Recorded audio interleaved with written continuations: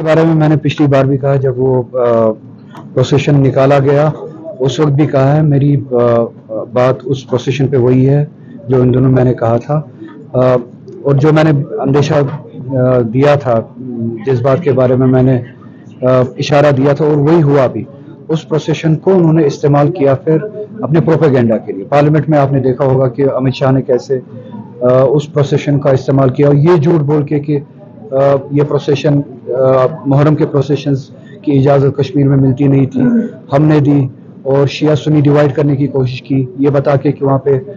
سنی administration ہوا کرتی تھی اور شیعوں کو محرم پروسیشن نکالنے نہیں دیا کرتی تھی، اور کیسے ایکویٹ کیا محرم پروسیشن کو سینما کے ساتھ، شراب خانوں کے ساتھ۔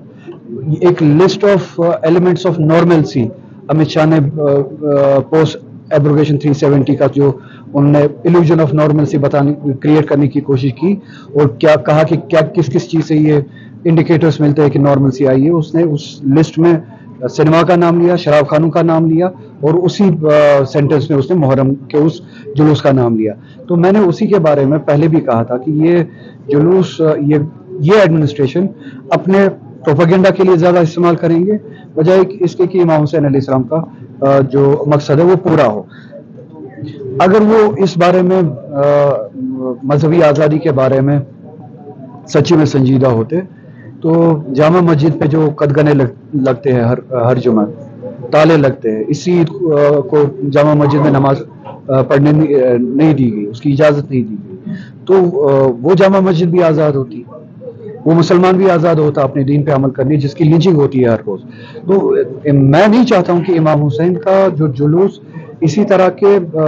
ایگریشن کے خلاف ایک ذریعہ ہے، وہ اسی ایگریسر کا ایک ہتھ کنڈا بن جائے کہ وہ فیک سینس آف نارملسی۔ افواہوں کے بارے میں مجھے نہیں پتا، جب اگر بل پیش ہوگی تو تب اس پہ بات کریں گے، اور میں یہی کہوں گا کہ ٹھیک ہے،